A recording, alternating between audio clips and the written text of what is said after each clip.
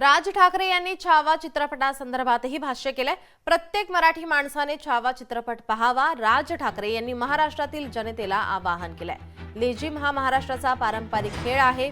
हल्ली सर्वांनाच इतिहास समजायला लागलाय असं राज ठाकरे यांनी यावेळी म्हटलंय।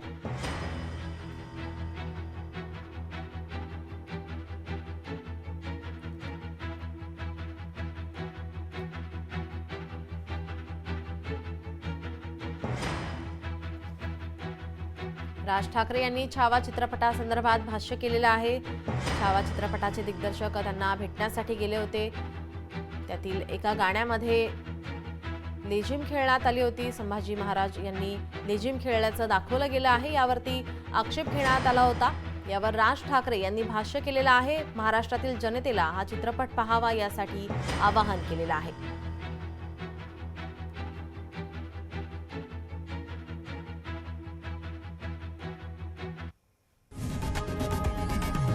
लोकशाही मराठी ऐका, पहा, जागरूक रहा।